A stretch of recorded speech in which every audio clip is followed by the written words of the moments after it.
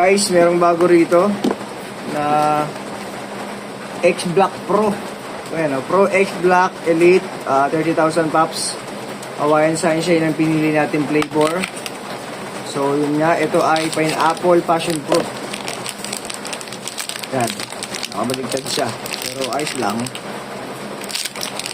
Tikman natin yung lasa, saka yung lamig. Musigahan natin to para may idea kayo. Okay, amoy pineapple na parang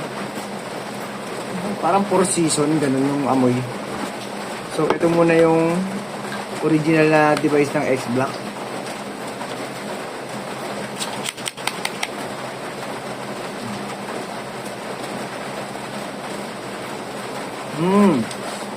Sakto yung lamig niya, talagang parang original nga na X-Block.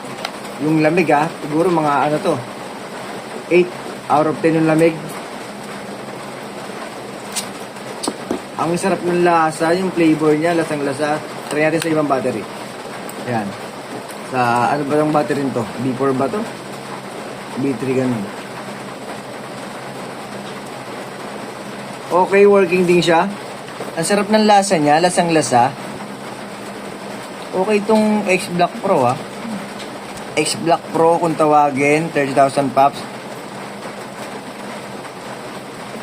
Lasa niya panalo.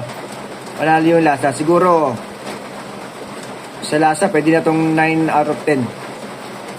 Kung may higit pa rito para ma-rate pa natin kung meron pang higit na lasa.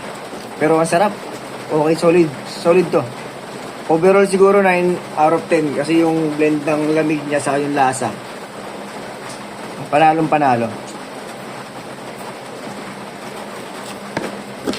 Okay, sarap. Grabe. X-Block Pro, ayos din. Goods to. Panalo yung budget nyo rito kung sakaling ito yung piliin nyo. Yung performance siguro, sabihin ko na lang, magbibideo na lang ako kapag merong palpak na performance hanggang sa maubos. Yun lang. So, yung lamig saka yung lasa, X-Block Pro panalo. Bye.